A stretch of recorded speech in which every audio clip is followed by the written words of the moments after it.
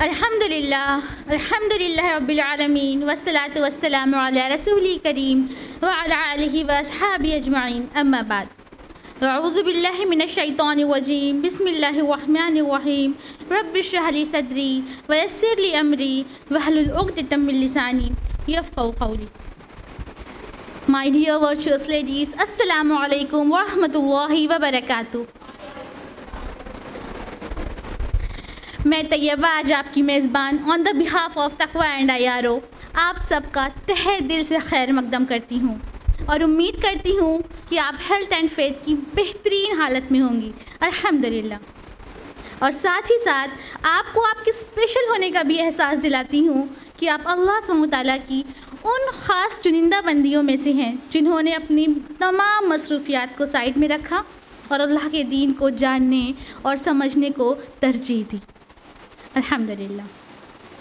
تو ٹھیک چلتے ہیں، دستور کے مطابق آج اپنے سمپوزیم کا آغاز ہم قرآن کی تلاوت کے ساتھ کرتے ہیں، جس کے لیے میں سسٹر نجمہ علی جو کہ IRO کی ہی سینئر ممبر ہیں، ان کو آن اسٹیج ان الفاظ کے ساتھ انوائٹ کرتی ہوں کہ سنا دو کچھ یوں اب ندائے فرقان، سنا دو کچھ یوں اب ندائے فرقان کہ اس باطل دنیا سے ہم دست بردار ہو جائیں۔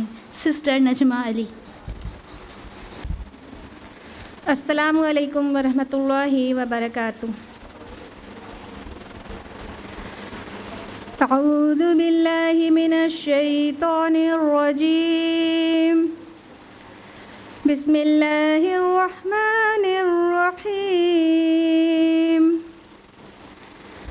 لم يكن الذين كفروا من أهل الكتاب والمشركين منفكين حتى تأتيهم البينة، رسول من الله يتلو صحفا مطهرة فيها كتب قيمة، وما تفرق الذين أوتوا الكتاب إلا من بعد ما جاءتهم البينة، وما أمروا إلا ليعبدوا الله مخلصين له الدين حنفاء ويقيموا الصلاة ويؤتوا الزكاة وذلك دين القيمة، إن الذين كفروا من أهل الكتاب والمشركين في نار جهنم خالدين فيها، أولئك هم شر البرية، إن الذين آمنوا وعملوا الصالحات أولئك هم خير البرية، جزاؤهم عند ربهم جنات عدن تجري من تحتها الأنهار خالدين فيها أبدا، رضي الله عنهم ورضوا عنه، ذلك لمن خشي ربه، صدق الله العظيم۔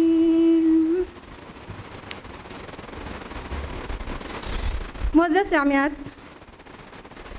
ابھی آپ نے جو قرأت سماعت فرمائی وہ سورہ بینہ کی قرأت تھی۔ سورہ بینہ مدنی سورہ ہے اور مصحف میں 98 نمبر کی یہ سورہ ہے جو 8 آیات پر مشتمل ہے۔ اس کا اردو ترجمہ آپ کے سامنے پیش خدمت ہے۔ پناہ مانگتی ہوں اللہ کی شیطان مردود سے، اللہ کے نام کے ساتھ جو بڑا مہربان مسلسل رحم کرنے والا ہے۔ اہل کتاب کے کافر اور مشرک لوگ جب تک کہ ان کے پاس واضح دلیل نہ آ جائے ضد کی وجہ سے ماننے والے نہ تھے۔ اللہ کا رسول جو پاک صحیفے پڑھے جن میں صحیح اور درست احکام ہوں۔ اہل کتاب اپنے پاس ظاہر دلیل آ جانے کے بعد ہی اختلاف میں پڑھ کر متفرق ہو گئے۔ انہیں اس کے سوا کوئی حکم نہیں دیا گیا کہ صرف اللہ کی عبادت کریں، اسی کے لیے دین کو خالص کر کے رکھیں یکسو ہو کر، اور نماز قائم رکھیں اور زکوٰۃ دیں۔ یہی ہے دین سیدھی ملت کا۔ بے شک جو لوگ اہل کتاب میں سے کافر ہوئے اور مشرکین، وہ جہنم کی آگ میں جائیں گے جہاں وہ ہمیشہ رہیں گے۔ یہ لوگ بدترین مخلوق ہیں۔ بے شک جو لوگ ایمان لائے اور نیک عمل کیے، یہ لوگ بہترین مخلوق ہیں۔ ان کا بدلہ ان کے رب کے یہاں ہمیشگی والی جنتیں ہیں، جن کے نیچے نہریں بہہ رہی ہیں، جن میں وہ ہمیشہ ہمیش رہیں گے۔ اللہ ان سے راضی ہوا اور وہ اس سے راضی ہوئے۔ یہ اس لیے ہے جو اپنے پروردگار سے ڈرے۔ اللہم اجعلنا منہم، آمین آمین یا رب العالمین۔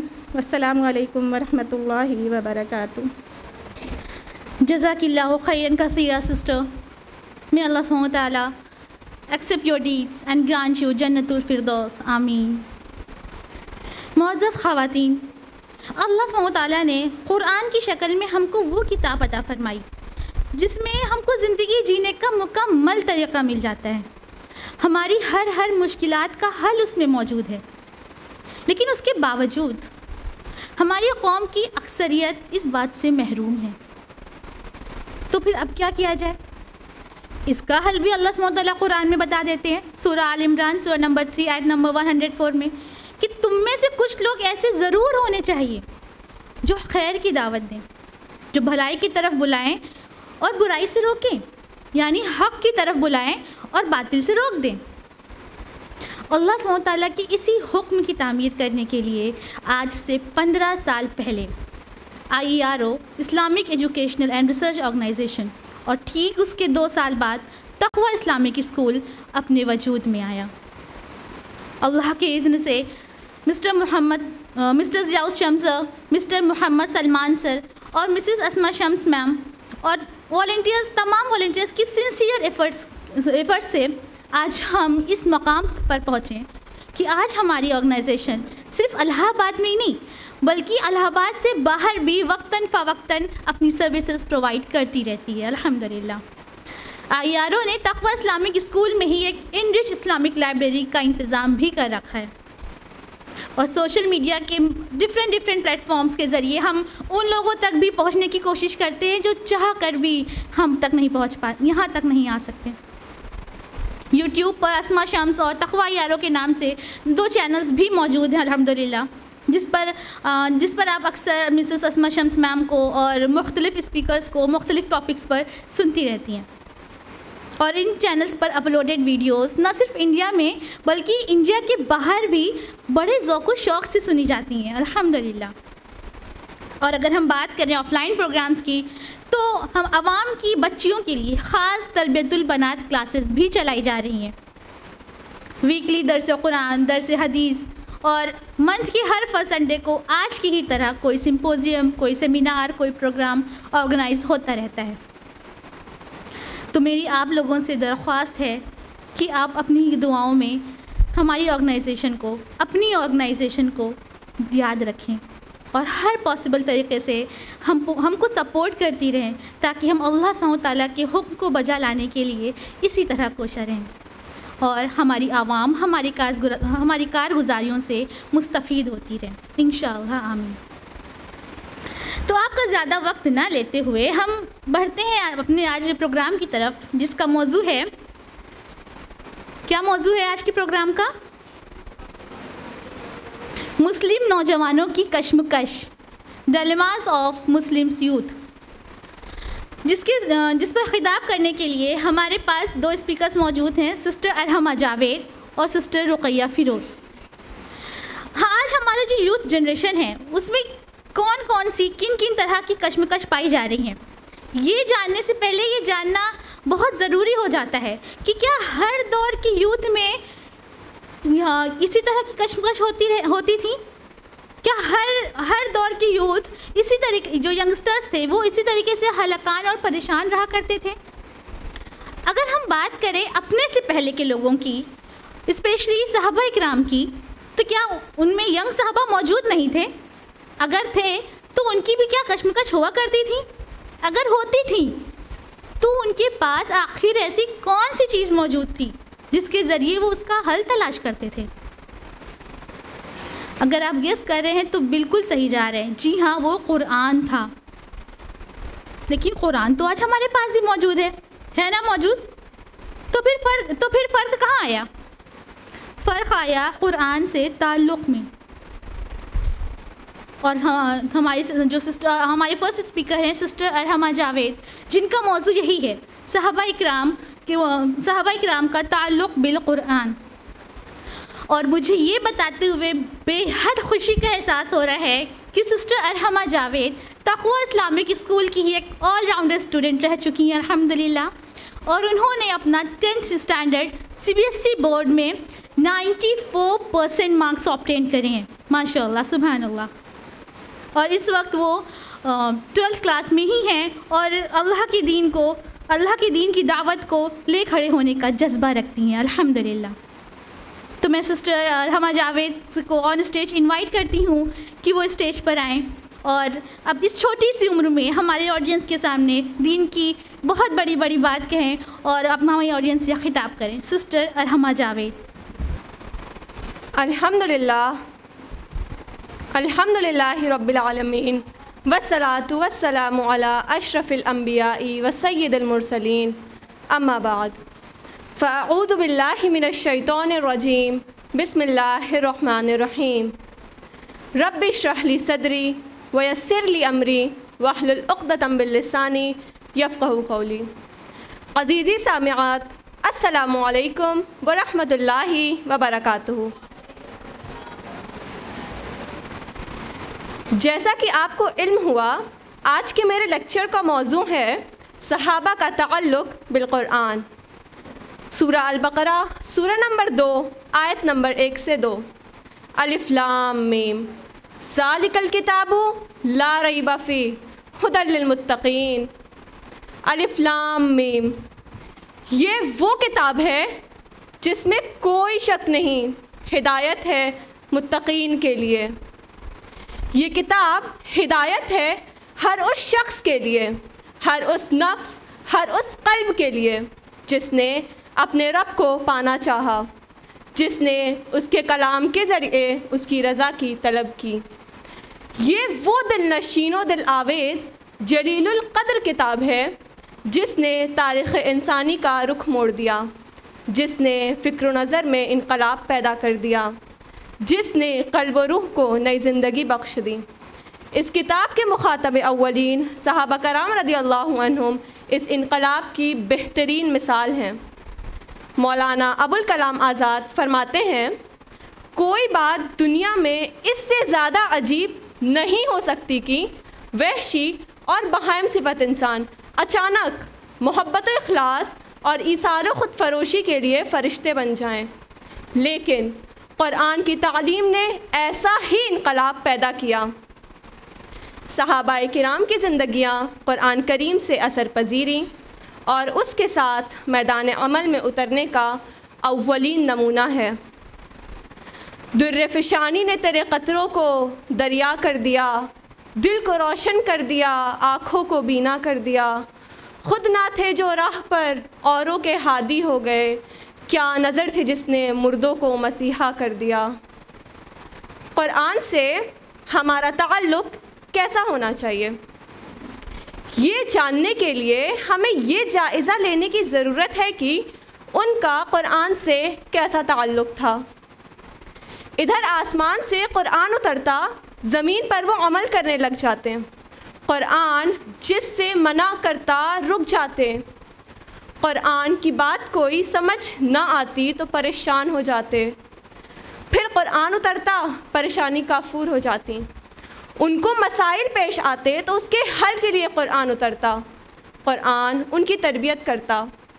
کبھی تو قرآن ان کے اعمال کی قبولیت کی بشارتیں سناتا، یہ لوگ اس کی تلاوت کرتے، جب پریشان ہوتے تو قرآن سے رجوع کرتے، رسول اللہ صلی اللہ علیہ وسلم سے قرآن سیکھتے، قرآن کو محفوظ کرنے کے لیے اسے اپنے سینوں میں محفوظ کرتے، اس کو چمڑے اور ہڈیوں پر لکھتے، اس لیے انہوں نے کاتب وحی کا لقب بھی پایا۔ صحابہ کرام کے قرآن مجید سے تعلق کے متعدد پہلو ہیں، ہم ایک ایک کر کے ان پر روشنی ڈالنا چاہیں گے اور ساتھ ہی ساتھ ہم اپنا جائزہ بھی لیں گے۔ آئیے بات کرتے ہیں ہم تلاوت قرآن کی۔ قرآن صحابہ کرام کا اوڑھنا بچھونا تھا، ان کی خوراک تھا، بھوکے ہوتے تو قرآن پڑھا کرتے، راہ چلتے تو قرآن پڑھتے، خواتین بچوں کو دودھ پلاتی تو قرآن پڑھتی، قرآن پڑھ کر سوتے اور قرآن کے ساتھ صبح کا آغاز کرتے، گویا بچے قرآن کے سائے میں پرورش پاتے، ماں کے پیٹ سے اپنے شباب کو پہنچنے تک ان کے کانوں نے قرآن ہی سنا ہوتا۔ اور ہمارا معمول قرآن کے ساتھ کیا ہے؟ کب ہم اسے پڑھتے ہیں اور کب ہمیں یاد ہوتا ہے کہ بچہ اگر رو رہا ہو تو اسے لوری سنانے کے بجائے قرآن پڑھ کر سلایا جائے؟ ہمارے بچوں کے کانوں میں میوزک ہی سنائی دیتا ہے، ٹی وی یا موبائل کے ذریعے، کیونکہ ماں بھی تو وہی سنتی ہے، کیونکہ ہمیں یہ لگتا ہے کہ قرآن پڑھنے کے لیے ہمیں سارے کام ترک کرنے پڑیں گے، وضو کرنا پڑے گا، بڑی محنت کے ساتھ قرآن اٹھانا پڑے گا اور گھر کے ایک کونے میں تنہائی دیکھ کر بیٹھنا پڑے گا، اور وہ وقت مہینے میں یا ہفتے میں ایک بار آئے گا۔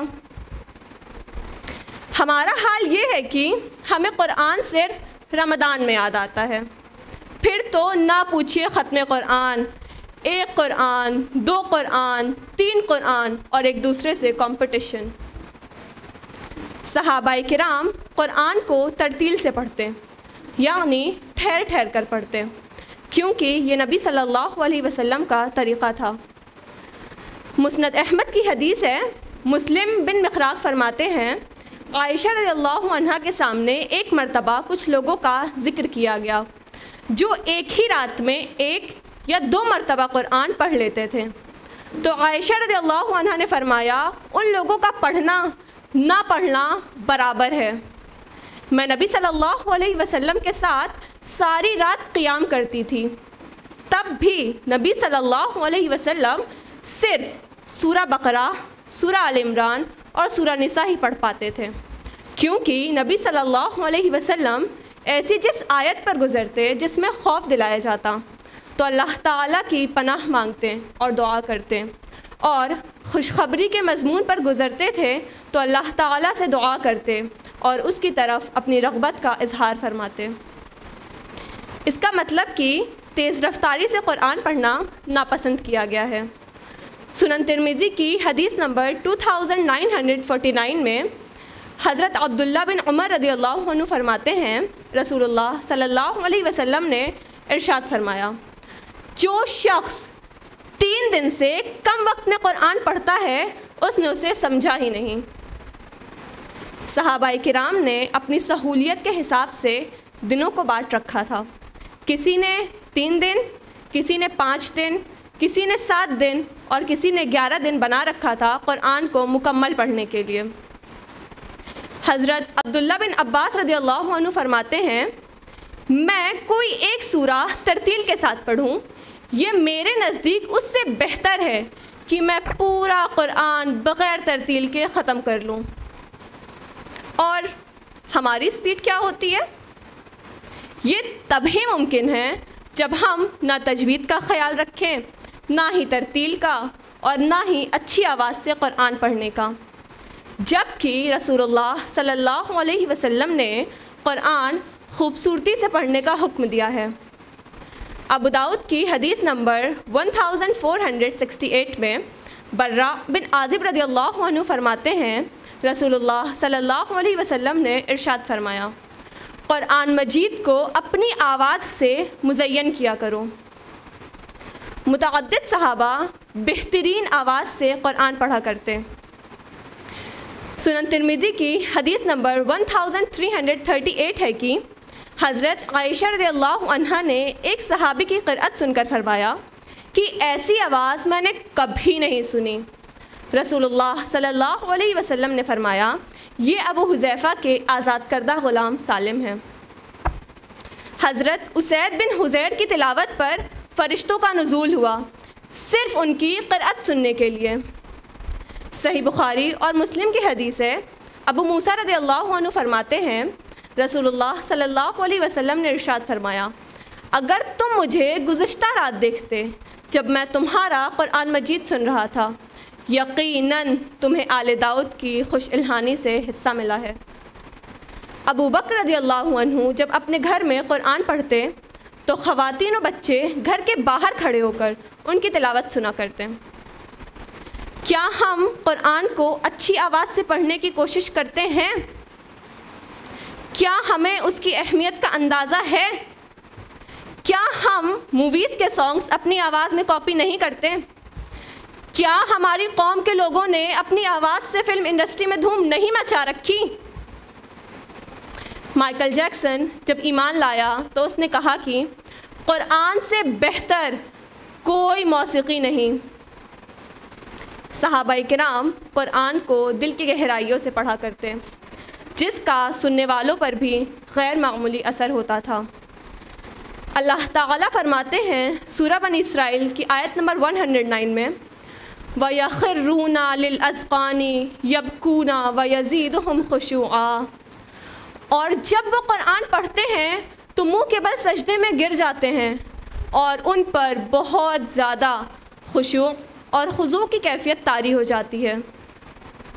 صحابہ کرام کا یہی معاملہ تھا کہ جب وہ قرآن مجید کی تلاوت کرتے تو دوران تلاوت جنت کی آیات آتی تو وہ تلاوت روک کر اللہ تعالیٰ سے دعا کرتے، اور اگر جہنم کی آیات سے گزرتے تھے تو تلاوت روک کر اللہ تعالیٰ کی پناہ مانگا کرتے۔ اب آئیے بات کرتے ہیں ہم تدبر قرآن کی۔ صحابہ کرام آیات قرآنی پر غور و تدبر کرتے تھے۔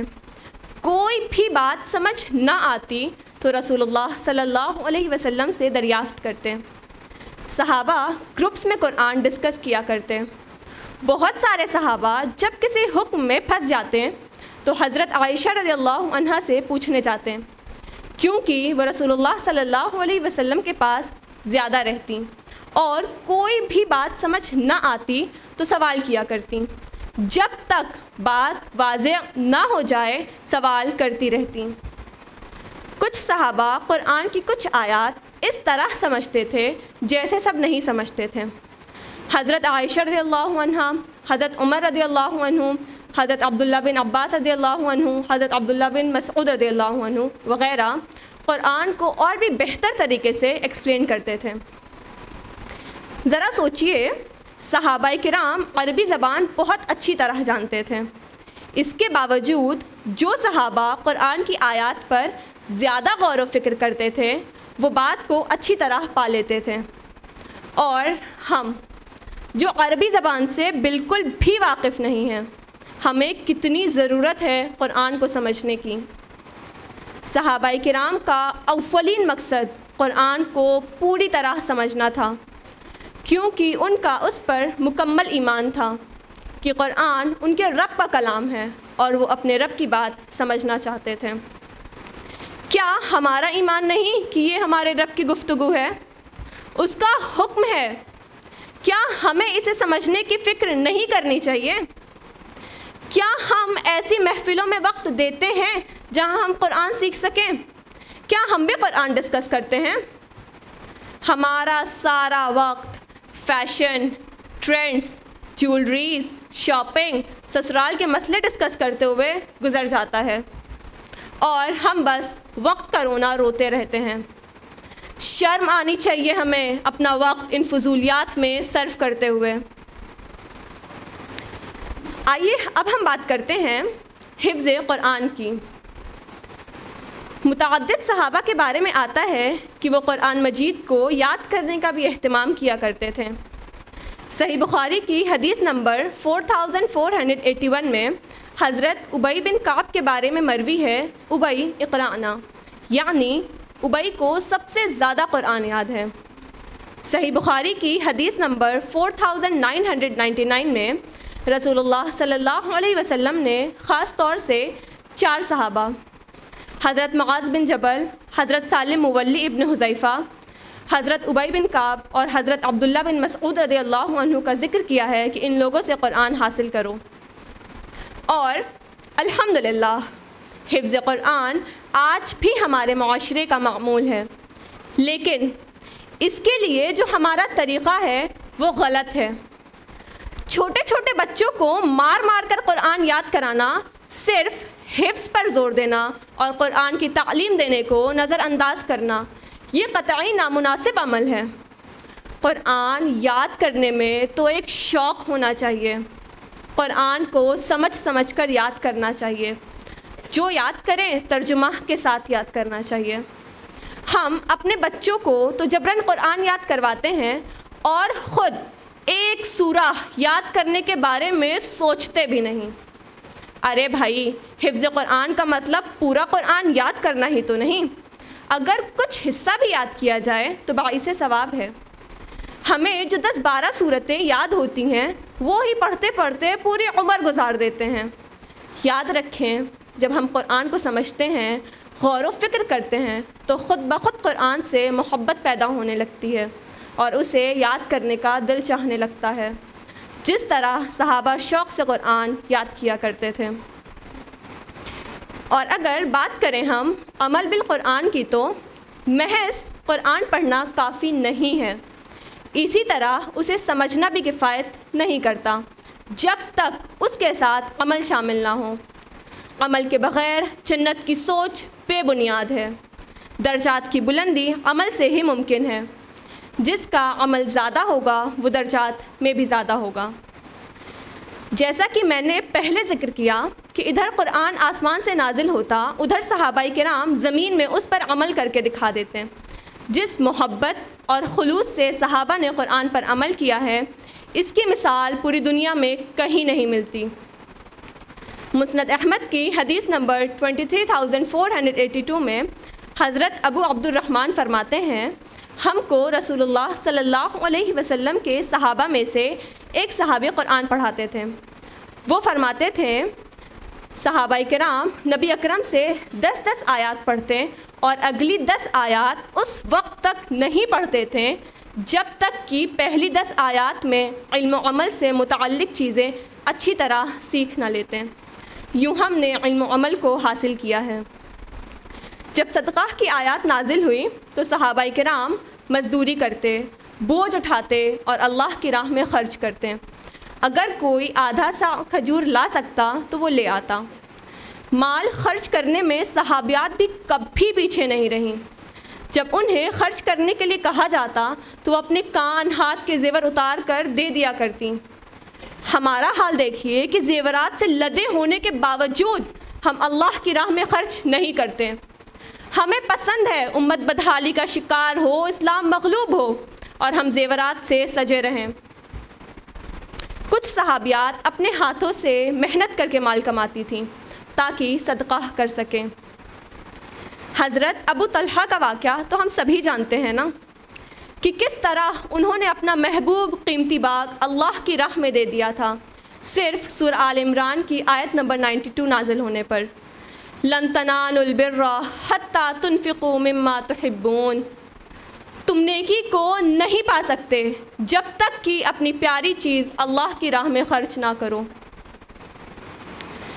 جب سورہ نور کی آیت نمبر 31 نازل ہوئی، وَلْيَضْرِبْنَ بِخُمُرِهِنَّ عَلَى جُيُوبِهِنَّ، مسلمان عورتیں اپنے سینوں پر اوڑھنیاں ڈال لیں، تو تمام صحابیات کے بارے میں آتا ہے انہوں نے اپنی اپنی چادریں لیں، ان کے ٹکڑے کیے اور دوپٹے کی طرح انہیں استعمال کرنے لگیں۔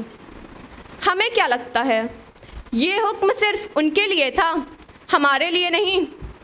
ہماری خواتین اس طرح قرآن سے روگردانی کرتی ہیں جیسے قرآن کے احکام ہمارے لیے ہے ہی نہیں۔ ہمارے دوپٹوں اور حجاب کا جو حال ہے اور جس طرح ہم اپنی نمائش محفلوں میں کیا کرتے ہیں وہ ناقابل برداشت ہے۔ اور پھر ہماری خواہش ہے کہ ہم بھی صحابیات کی طرح جنت کے مستحق ہوں۔ قرآن کے عاملین ہی جنت کے مستحق ہیں، جیسے صحابہ رضی اللہ عنہم۔ مالدار صحابہ کا یہ معمول تھا کہ مسجد نبوی میں جو غریب صحابہ کرام رہتے تھے ان کے لیے کھجور کے خوشے لا کر ٹانگا کرتے۔ کچھ خوشوں میں اچھی کھجوریں ہوتی تو کچھ میں خراب۔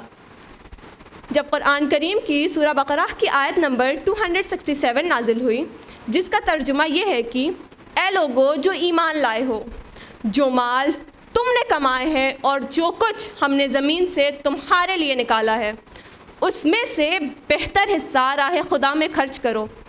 ایسا نہ ہو کہ اس راہ میں دینے کے لیے تم بری سے بری چیز چھانٹنے کی کوشش کرنے لگو، حالانکہ وہی چیز اگر کوئی تمہیں دے تو تم ہرگز اسے لینا گوارا نہ کرو گے، الا یہ کہ تم اس کو قبول کرنے میں چشم پوشی کرو۔ روایت میں ہے کہ اس آیت کے نازل ہونے کے بعد جب صحابہ اپنے باغات میں جاتے تھے تو چھانٹ کر جو سب سے اچھا خوشہ ہوتا تھا اسے توڑ کر لاتے تھے اور مسجد نبوی میں رہنے والے صحابہ کرام کے لیے لٹکایا کرتے تھے۔ حضرت عمر رضی اللہ عنہ سے ایک شخص نے بدتمیزی کی تو حضرت عمر رضی اللہ عنہ کو غصہ آ گیا۔ قریب تھا کہ وہ اسے درراہ لگاتے۔ جیسے ہی وہ آگے بڑھے ایک شخص نے سورہ اعراف کی آیت نمبر 199 تلاوت کی، خذ العفو وامر بالعرف واعرض عن الجاہلین، معاف کر دو، معروف کا حکم دو اور جاہلوں سے اعراض کرو۔ راوی بیان کرتے ہیں جیسے ہی حضرت عمر رضی اللہ عنہ نے یہ آیت سنی فوراً ان کا غصہ ٹھنڈا ہو گیا، چہرے کی ساری تمتماہٹ ختم ہو گئی۔ ہمیں غور کرتے رہنا ہے ان باتوں پر اور اپنی حالت دیکھنی ہے۔ قرآن کے احکام ہم پر گزرتے ہیں اور اپنے غصے اور جہالت میں ہم اپنا سر جھٹک دیتے ہیں، زبان سے خاموش رہتے ہیں اور عمل سے جھٹلا دیتے ہیں۔ صحیح بخاری کی حدیث نمبر 5582 میں حضرت انس رضی اللہ عنہ بیان کرتے ہیں، میں اپنے باپ ابو طلحہ کے گھر پر تھا، شراب کی مجلس جمی ہوئی تھی، صحابہ شراب پی رہے تھے۔ گھر کے باہر سے ایک آدمی یہ اعلان کرتے ہوئے گزرا کہ اللہ کے رسول نے شراب حرام کر دی ہے۔ یہ سننا تھا کہ جس کے ہاتھ میں شراب کے جام جہاں تک تھے وہیں پر رک گئے، شراب کے جتنے مٹکے تھے سب پھوڑ دیے گئے اور شراب کو گلیوں میں بہا دیا گیا۔ یہ تھے صحابہ جو اللہ کے حکم کے آگے اپنی من پسند چیز بھی منٹوں میں ترک کر دیا کرتے تھے۔ ایسے ہی نہیں، وہ اللہ کے محبوب بندے تھے۔ جب سورہ حجرات کی آیت نمبر 2 نازل ہوئی، جس کا ترجمہ یہ ہے کہ اے لوگو جو ایمان لائے ہو، اپنی آواز نبی کی آواز سے بلند نہ کرو اور نہ نبی صلی اللہ علیہ وسلم سے اونچی آواز میں بات کیا کرو، تو روایات میں آتا ہے کہ حضرت عمر بن الخطاب رضی اللہ عنہ اللہ کے رسول کے سامنے اس قدر آہستہ بولنے لگے کہ ان کی بات ٹھیک سے نہیں سنائی دیتی تھی۔ صحیح بخاری کی حدیث نمبر 3813 میں یہ تذکرہ ہے کہ حضرت ثابت بن قیس رضی اللہ عنہ پر اس قدر اثر ہوا کہ بالکل خانہ نشین ہو گئے، کئی روز تک نظر نہیں آئے، تو اللہ کے رسول نے ایک صحابی کو ان کے گھر بھیج کر معلوم کروایا کہ کہیں بیمار تو نہیں پڑ گئے۔ انہوں نے فرمایا میں نبی صلی اللہ علیہ وسلم سے بلند آواز سے بولا کرتا تھا، میں تو جہنمی ہو گیا۔ جب اللہ کے رسول کو معلوم ہوا تو آپ صلی اللہ علیہ وسلم نے فرمایا نہیں، وہ جنتی ہے۔ ہم آواز کیسے بلند کرتے ہیں؟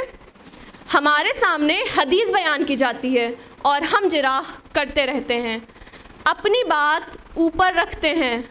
اللہ اکبر، بہت ڈرنے کا مقام ہے۔ ہمارے سامنے اللہ اور اس کے رسول کا حکم آئے اور ہم اگر مگر لیکن کرتے رہ جائیں تو ہمارا ایمان کامل کیسے ہو سکتا ہے؟ ان واقعات سے معلوم ہوتا ہے کہ صحابہ کرام کے سامنے قرآن کا جو بھی حکم آتا تھا وہ فوراً اس پر عمل کرنے کے لیے تیار بیٹھے رہتے تھے۔ جب تک یہ جستجو ہمارے اندر نہیں ہوگی ہم کیسے جنت کے مستحق بن سکتے ہیں؟ آئیے اب ہم بات کرتے ہیں تعلیم قرآن کی۔ قرآن کی تعلیم عام کرنا ہر مسلمان پر فرض ہے۔ رسول اللہ صلی اللہ علیہ وسلم قرآن کی تعلیم عام کرنے آئے تھے تاکہ اللہ کا پیغام سب تک پہنچ جائے۔ آپ صلی اللہ علیہ وسلم نے اپنی آخری سانس تک قرآن کی تبلیغ کی اور صحابہ کرام نے بھی ان کا بھرپور ساتھ دیا، اپنی جانوں سے، اپنے مالوں سے اور اپنے خون سے۔ قرآن صحابہ کرام کے دلوں میں پیوست ہو گیا تھا۔ یہ اس لیے ہوا کیونکہ صحابہ کرام قرآن سے غذا پاتے تھے، قرآن کی تعلیم کو عام کر رکھا تھا، اٹھتے بیٹھتے اسے ڈسکس کیا کرتے۔ صحابہ کرام ہر وقت قرآن کی مختلف خدمات میں اپنے آپ کو مصروف رکھتے۔ ایسے صحابہ جن کو پورا قرآن یاد تھا اور وہ دوسروں کو بھی قرآن یاد کرانے کی کوشش کیا کرتے۔ عہد نبوی میں ان کو اصطلاحی طور پر قراء کہا جاتا تھا۔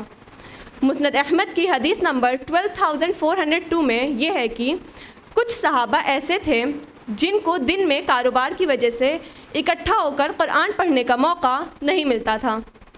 یہ لوگ رات میں کسی ایک صحابی کے گھر اکٹھا ہوتے تھے، اس سے قرآن پڑھتے تھے اور قرآن کو سمجھنے کی کوشش کرتے تھے۔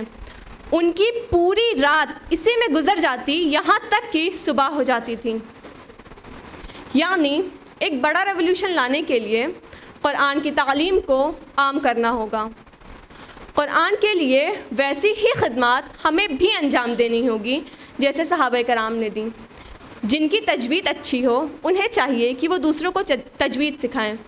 جن کو اللہ نے گھر سے نوازا ہے انہیں چاہیے کہ وہ اپنا گھر درس و تدریس کے لیے دیں۔ جن کو اللہ نے مال سے نوازا ہے انہیں چاہیے کہ وہ اپنا مال ایسی تنظیم یا ادارے کو دیں جو دوسروں تک قرآن پہنچانے کا فریضہ انجام دے رہے ہوں۔ جن کو اللہ نے صحت سے نوازا ہے انہیں چاہیے کہ وہ اپنا وقت اس راہ میں کھپائیں۔ یاد رکھیں، یہ زندگی اللہ نے ایک مہلت کے طور پر دی ہے اپنی آخرت سنوارنے کے لیے۔ ہمارا ہدف اللہ کی رضا ہے اور اس کے بتائے ہوئے راستے پر چلتے ہوئے عدل و انصاف کو قائم کرنا ہوگا، جس کے لیے ضروری ہے کہ قرآن کو عام کیا جائے۔ صحابہ کرام نے اس ذمہ داری کو بخوبی انجام دیا، اپنی توانائی لگا ڈالی، کھپا ڈالا، تبھی تو انہیں جنت کی بشارت نصیب ہوئی۔ رضی اللہ عنہم ورضوا عنہ کی خوشخبری ملی، یعنی اللہ ان سے راضی ہوا اور وہ اللہ سے راضی ہوئے۔ ہمارے لیے انہی کا راستہ کامیابی کی راہ ہے، اور اگر ہم کسی اور کی راہ چلیں تو وہ ہلاکت ہے۔ میں اپنی بات سورہ بقرہ کی آیت نمبر 137 سے ختم کرنا چاہوں گی۔ فَإِنْ آمَنُوا بِمِثْلِ مَا آمَنْتُمْ بِهِ فَقَدِ اهْتَدَوْا وَإِنْ تَوَلَّوْا فَإِنَّمَا هُمْ فِي شِقَاقٍ، اور پھر وہ بھی یوں ہی ایمان لے آئے جیسے تم، یعنی صحابہ ایمان لے آئے تھے تو وہ ہدایت پا گئے ہیں، اور اگر منہ پھیریں تو وہ صرف مخالفت میں پڑے ہوئے ہیں۔ جزاکم اللہ خیرا وآخر الدعوانا ان الحمد للہ رب العالمین، والسلام علیکم ورحمۃ اللہ وبرکاتہ۔ تلاش علم میں تو پہنچ گیا کہاں سے کہاں تک جہان میں، تلاش علم میں تو پہنچ گیا کہاں سے کہاں تک جہان میں، بتا تو صحیح وہ کون سا سبق تھا جو خدا نے نہیں دیا قرآن میں۔ جزاک اللہ خیرا کثیرا سسٹر ارحمہ، ماشاء اللہ آپ نے بہت ہی خوب طریقے سے صحابہ کرام کی زندگی اور قرآن سے ان کا تعلق ہماری آڈینس کے سامنے بخوبی پیش کیا۔ بے شک ہماری آڈینس آپ کی ان باتوں سے مستفید ہوئی ہوں گی، اور میں پورے یقین کے ساتھ کہہ سکتی ہوں کہ ہماری آڈینس بڑی حیرت میں پڑ گئی ہوں گی کہ اس اچھی سی عمر میں اگر ہم ادر اسکولس کے بچوں کو دیکھیں تو ان کی کیا ہی مصروفیات رہ جاتی ہیں۔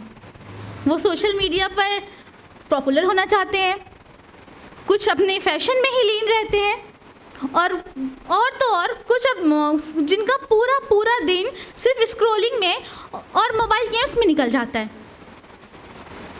اس کے برعکس تقوی اسلامک اسکول اپنے بچوں کی اس طریقے سے تربیت کرتا ہے جس کی چھوٹی سی جھلک ابھی آپ نے اسٹیج پر دیکھی۔ الحمدللہ، حقیقتاً تقوی اسلامک اسکول ان چھوٹے چھوٹے ستاروں کی وہ تربیت کرنے کے لیے جد و جہد کر رہا ہے جس کے نور سے نہ صرف ان کی زندگی بلکہ ہمارے قوم کا مستقبل بھی چمک اٹھے انشاءاللہ آمین۔ تو چلیے آئیے اب لوٹتے ہیں اپنے طرف یعنی یوتھ جنریشن کی طرف کہ ہم جاننے کی کوشش کریں گے کہ آج جو ہماری یوتھ جنریشن ہے، جو ہمارے ینگسٹرز ہیں، وہ کن کن کشمکش میں مبتلا ہیں اور کس طریقے سے اس کا حل تلاش کر رہے ہیں، بجائے اس کے کہ ان کو کن طریقوں سے اس کا حل تلاش کرنا چاہیے۔ اس موضوع کو انلائٹن کرنے کے لیے ہمارے ساتھ موجود ہیں سسٹر رقیہ فیروز، جو کہ تقوی اسلام نہ صرف IRO ممبر ہیں بلکہ تقوی اسلامک اسکول کی ایک ویل نون ٹیچر بھی ہیں الحمدللہ۔ آپ کیمسٹری سے ماسٹرز ڈگری ہولڈ کرنے کے ساتھ ساتھ B.Ed بھی کوالیفائڈ ہیں۔ اس کے باوجود دنیا کی فیم کو سائیڈ میں رکھتے ہوئے اپنے علم و فن کا بہترین استعمال دین کی خدمات کے لیے کر رہی ہیں۔ میں سسٹر رقیہ سے میں ان کو آن اسٹیج انوائٹ کرتی ہوں کہ وہ اسٹیج پر آئیں اور ہماری آڈینس کو خطاب کریں۔ سسٹر رقیہ فیروز۔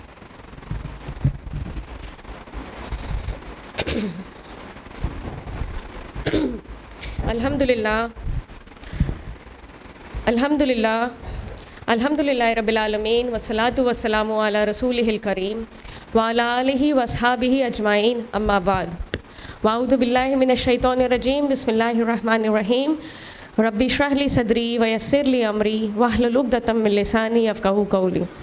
ڈیئر آل، السلام علیکم ورحمۃ اللہ وبرکاتہ۔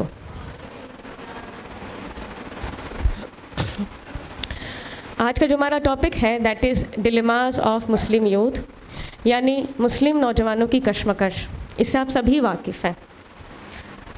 Youth is defined as the period between childhood and adulthood, یعنی بچپن اور دور شباب کی بیچ کی مدت۔ اکارڈنگ ٹو یونائٹیڈ نیشنز 15 سے 30 سال کی مدت کو یوتھ کہا جاتا ہے۔ وہیں پہ کچھ اور ممبر اسٹیٹس کے مطابق 18 سے 30 سال کی رینج کو یوتھ کہا جاتا ہے۔ Russian federation defines youth as the period between 14 to 30 years. وہیں پہ ڈیلیما ایک گریک ورڈ ہے جس کا مطلب ہے ڈبل پروپوزیشن۔ جب ہمارے پاس دو یا تو دو سے زیادہ آلٹرنیٹیوس موجود ہوں اور ہمیں مشکل ہو رہی ہو ان تمام آپشنز میں سے کسی ایک کو چننا، اسی کو ڈیلیما کہیں گے۔ اب ہمارا جو نوجوان ہے وہ کس طرح کے کشمکش میں انوالوڈ ہے، کس طرح کے ڈیلیماز میں انڈلجڈ ہے، اسی کو آج ہم تفصیل سے جانیں گے۔ جو ہمارا یوتھ ہے وہ ایک ایسے ایرا میں ہے جہاں پہ وہ ورلڈ ویو بالکل چینج ہو رکھا ہے، وہ بالکل مختلف ہے اسلامک ورلڈ ویو سے۔ اسی وجہ سے وہ حق اور باطل میں فرق نہیں کر پا رہا ہے اور کانسٹنٹلی اسٹرگل کر رہا ہے۔ اس کو نہیں کلیئر ہے کہ وہ کون سی راہ اختیار کرے اور کون سی نہیں، کون سی اس کو رائچسنس کے ٹورڈز لیڈ کرے گی اور کون سی گمراہی کے ٹورڈز۔ اسی انڈیسائزونیس اور انٹرنل کانفلکٹ پہ بیسڈ ہو کے ہماری آج کی talk. And to begin with I would like to quote a maroof hadith of رسول اللہ صلی اللہ علیہ وسلم۔ حدیث ہے جامع ترمذی کی حدیث نمبر 2417۔ نبی کریم صلی اللہ علیہ وسلم فرماتے ہیں کہ قیامت کے دن انسانوں کے دونوں قدم اس وقت تک نہیں ہٹ سکتے جب تک ان سے ان 5 چیزوں کے بارے میں پوچھ نہ لیا جائے۔ پہلا، عمر کہاں گزاری، جوانی کہاں پائی، مال کہاں سے کمایا اور کہاں خرچ کیا، اور اپنے علم پر کہاں تک عمل کیا۔ تو اللہ سبحانہ و تعالیٰ ہم سے ہماری عمر بھر کا حساب تو لے گا ہی، لیکن ہم سے ہماری جوانی کے متعلق بھی سوال کرے گا۔ تو اللہ تعالیٰ ہماری جوانی کو یا اس پیریڈ کو اتنی امپورٹنس کیوں دے رہا ہے؟ ایسا اس لیے ہے کیونکہ یوتھ ایک ایسا پیریڈ ہوتا ہے انسان کی لائف میں جب وہ سب سے زیادہ طاقتور محسوس کرتا ہے، اس کے اندر سب سے زیادہ انرجی ہوتی ہے، جوش و جذبہ ہوتا ہے، انتھوسیازم ہوتا ہے، وہ ایکسائٹیڈ ہوتا ہے، خود کو انگیج کرنا چاہتا ہے اور جس بھی کام میں لگتا ہے اس میں اپنا 100% دیتا ہے۔ اگر بات کریں 21st سینچری کے ہائی ٹیک ایرا کی یوتھ کی، تو آج کا جو ہمارا یوتھ ہے وہ اڈیپٹیبل ہے، کریٹیو ہے، اس کے اندر جذبہ ہے سیکھنے کا، اس کے اندر پیشن ہے لرننگ کا، وہ لائف لانگ لرننگ میں بلیو کرتا ہے، اسی وجہ سے وہ ریسرچ اورینٹیڈ ہے۔ और जो बिगेस्ट एडवांटेज हमारे यूथ के पास है वो है सोर्स ऑफ इंफॉर्मेशन। और जब नौजवान के पास एनर्जी है, क्रिएटिविटी है, सोर्स ऑफ इंफॉर्मेशन है, तो यही उसको एक्सपोज करती है फितना के टूवर्ड्स। इसी वजह से वो गुमराह होने लगते हैं। और यूथ के गुमराही का जो रीज़न है वो है lack of guidance, lack of morality. Youth डूबा हुआ है इनडिसेंट लाइफ में, अल्कोहलिज्म में, ड्रग्स में, हराम रिलेशनशिप्स में, और उसको लग रहा है कि साइंस ही सब कुछ है, इसीलिए वो शुबहात में पड़ता है। और उसको शुबहात हो रहे हैं अपने दीन के मुताल्लिक। इस बात को वैलिडेशन मिलती है वेस्ट से, वेस्टर्न कल्चर से। इसी का नतीजा है कि हमारे यूथ के अंदर यूथ के नज़दीक तहज़ीब की कोई अहमियत नहीं है। इसीलिए हमें चाहिए कि हम यूथ की इस एनर्जी को एक करेक्ट डायरेक्शन दें। इसी तरह से हमारा आज का जो टॉक का फ्लो होगा कि हम कुछ प्रॉब्लम्स के बारे में बात करेंगे, कुछ क्राइसिस को डिस्कस करेंगे और उनसे वे आउट निकालने की कोशिश करेंगे। तो जो हमारा यूथ है उसको जो फेथ क्राइसिस हो रहा है, यानी जो उसके ईमान को ख़तरा लाहक हो रहा है, वो कहीं ना कहीं उसकी वजह ये है कि वो एक ऐसे पुरफितन दौर में है जहाँ पे एथियज़म जो है उरूज पे है। तो ऐसे टाइम पे पेरेंट्स को क्या करना चाहिए? पेरेंट्स को चाहिए कि बच्चों को करेक्ट नॉलेज दें, उन्हें लाइक माइंडेड लोगों के साथ रखें, उन्हें ऐसे लोगों के साथ रखें जो मैच्योर हैं, वाइस हैं, लेकिन उनकी तरह सोचते हों। और उनकी तरबियत एक ऐसे यंग एज से करें और उनकी कंडीशनिंग ऐसी करें कि ताकि वो जब शुबहात में पढ़ें तो सब कुछ ज़ीरो से मल्टीप्लाई ना कर दें। वो दौर गया कि जब पेरेंट्स डंडे की नोक पे बच्चों को सुखाते थे, बच्चों को आग दिखा दिया जाता था, वो नमाज में खड़े हो जाते थे। आज के दौर में अगर ऐसा होता है तो बच्चे को लगता है कि हमारे वालिदैन हमसे मोहब्बत तो करते हैं, लेकिन क्योंकि वो दीन की तरफ हैं, वो दीनदार हैं, इसीलिए स्ट्रिक्ट हैं। यानी प्रॉब्लम दीन में है, हमारे वालिदैन में नहीं है। तो इसीलिए हमें चाहिए कि हम अपने बच्चों से एक ऐसा स्ट्रॉन्ग रिलेशनशिप बिल्ड करें ताकि वो हमसे अपने मसले डिस्कस तो करें और हम उनकी मदद करें, उनको शुबहात से निकलने में, हम उनकी मदद करें, उनके इन सवालात के जवाब ढूंढने में। अब यूथ को लगता है कि साइंस ही सब कुछ है, साइंस के ज़रिए हम हक़ तक पहुँच सकते हैं। तो is science the only way to reach the truth और it is just one of the way? अगर इस सवाल का जवाब चाहिए हमें तो हमें साइंटिफिक रिसर्च मेथडोलॉजी के बारे में कुछ जानना होगा। जो साइंटिफिक रिसर्च मेथडोलॉजी है वो बेस्ड है एम्पिरिकल एविडेंसेस पे, यानी जो कुछ भी हम देखते हैं, जो कुछ भी हम सुनते हैं, या जो कुछ भी एक साइंटिस्ट के सामने होगा जो वो टच कर सकता है, जो फील कर सकता है, उसी के बेसिस पे अपनी रिसर्च कैरी करता है। साइंस बेस्ड है इंडक्टिव रीजनिंग पे, यानी कि वो जो एक सैम्पल इकट्ठा करता है, उसको ऑब्जर्व करता है, उसके बेसिस पे कंक्लूजन डिराइव करता है। इसको हम एक एग्जाम्पल के ज़रिए समझते हैं कि अगर हमारे पास एक बैग है सिक्कों से भरा हुआ, उसमें से हमने एक सिक्का निकाला, वो 5 रुपए का था, दूसरा निकाला वो भी 5 रुपए का था, तीसरा निकाला वो भी 5 रुपए का था। इस तरह से हमने 5 कॉइन्स का एक सैम्पल इकट्ठा किया और उसको ऑब्ज़र्व किया, उसके बेसिस में ये कंक्लूड किया कि इस बैग में सारे ही सिक्के 5 रुपए के हैं।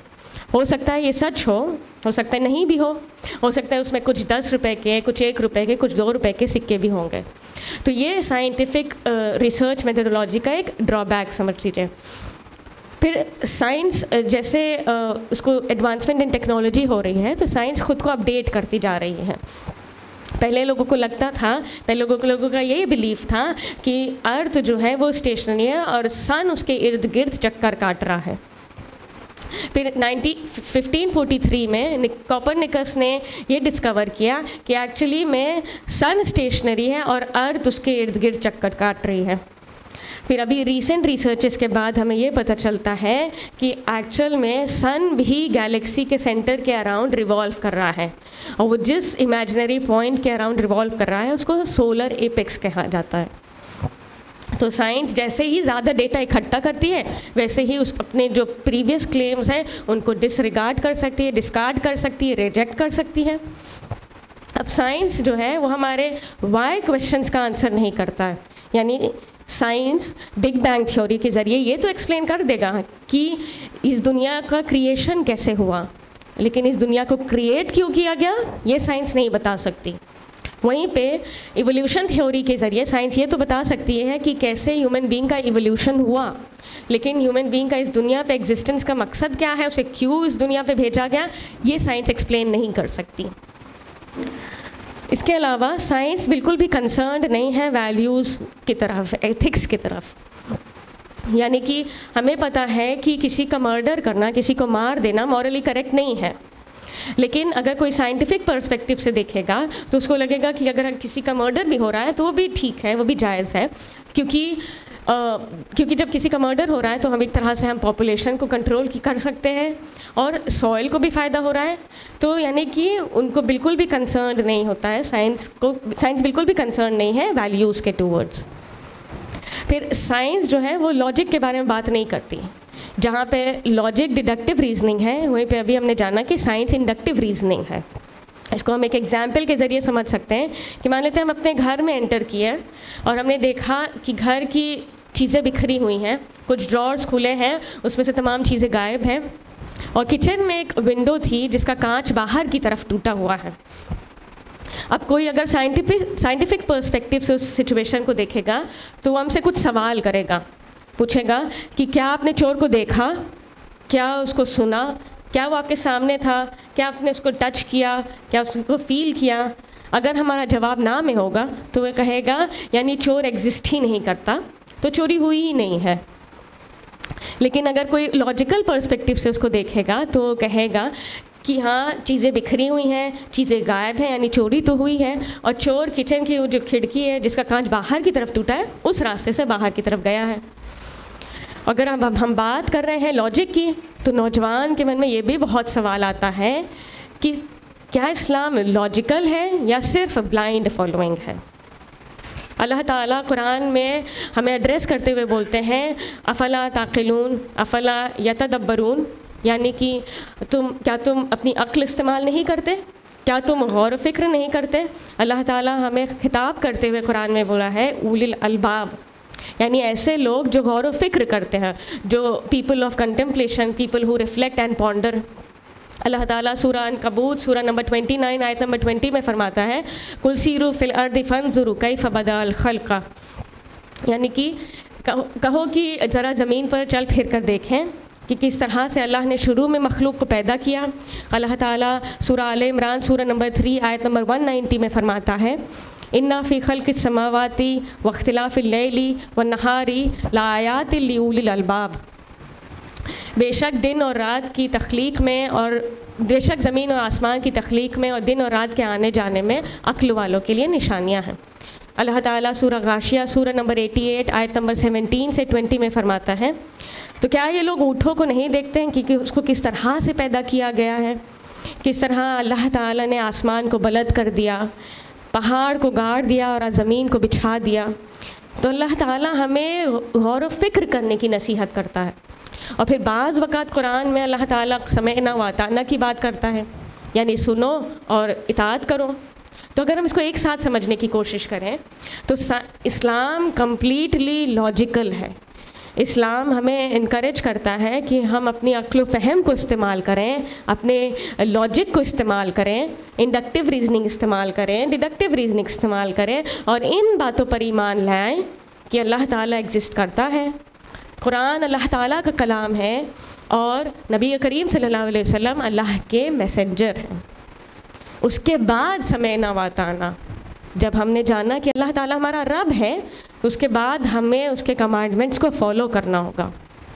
इसको अगर हम एक एग्जाम्पल के ज़रिए समझें कि मान लेते हैं एक पेशेंट है जिसको लग रहा है कि मुझे कोई हार्ट डिजीज़ हुई है और वो लोगों से मशवरा कर रहा है, इंटरनेट पे सर्च कर रहा है, रिव्यूज़ पढ़ रहा है और उसको अपने शहर के बेस्ट कार्डियोलॉजिस्ट के बारे में पता चलता है।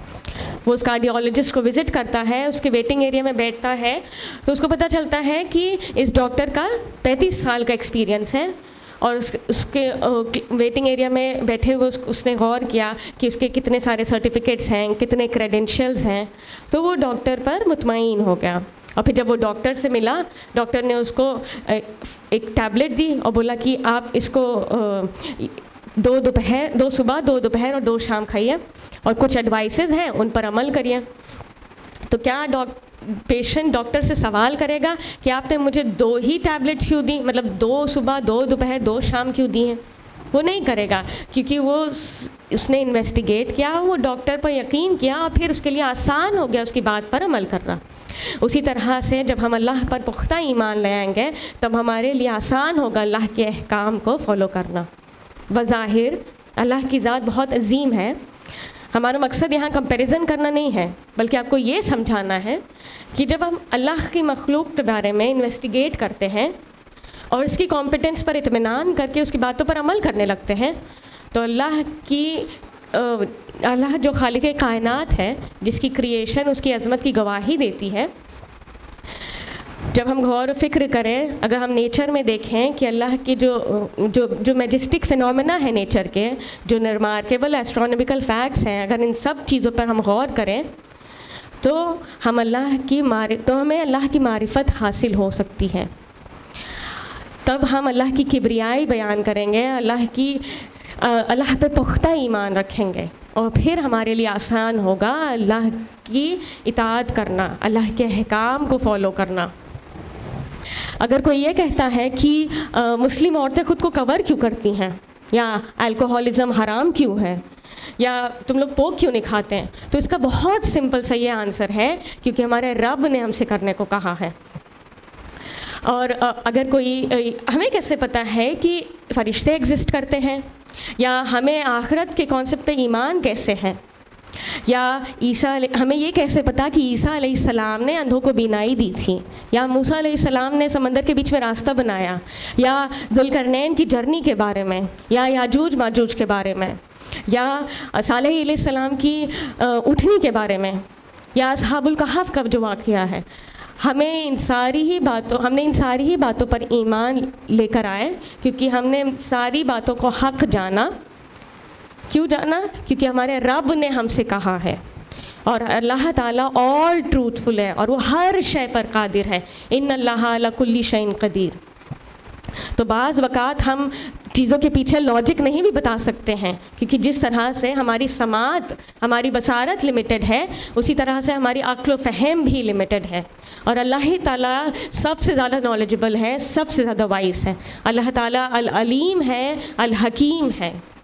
اللہ تعالیٰ کی وزڈم سب سے عظیم ہے، اسی لیے ہمیں اللہ کی حکمت پہ یقین کرنا، اطمینان کرنا، اور اللہ کے احکام کو فالو کرنا ہے۔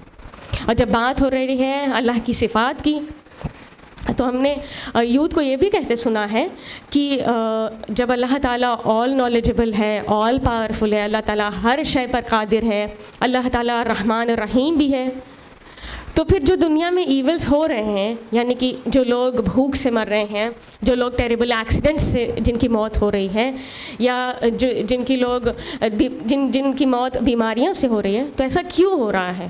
اور پھر اسی وجہ سے وہ شبہات میں پڑنے لگتے ہیں اور اللہ کے ایگزسٹنس کو ہی ڈاؤٹ کرنے لگتے ہیں۔ دیکھا جائے تو ہماری انڈرسٹینڈنگ ہی فلاڈ ہے، کیونکہ اللہ تعالیٰ جہاں پہ الرحمن الرحیم ہے، وہیں پہ اللہ تعالیٰ الجبار القہار ہے، العادل ہے، الحکیم ہے۔ اللہ تعالیٰ نے خود کو مور دین 99 نیم سے ڈسکرائب کیا ہے، اور اللہ تعالیٰ سورہ ملک سورہ نمبر 67 آیت نمبر 2 میں فرماتا ہے، الذی خلق الموت والحیات لیبلوکم ایکم احسن عملا۔ بے شک ہم نے موت اور زندگی کو اس لیے بنایا تاکہ ہم تمہیں آزمائیں کہ تم میں سے عمل میں زیادہ بہتر کون ہے۔ Life is never a bad of roses.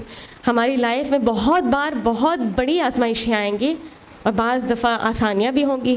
اللہ تعالیٰ ہمیں آزمائے گا۔ اللہ تعالیٰ فرماتا ہے سورہ بقرہ سورہ نمبر 2 آیت نمبر 155 میں، وَلَنَبْلُوَنَّكُمْ بِشَيْءٍ مِّنَ الْخَوْفِ وَالْجُوعِ وَنَقْصٍ مِّنْ أَمْوَالِ وَالْأَنفُسِ وَالثَّمَرَاتِ وَبَشِّرِ الصَّابِرِينَ۔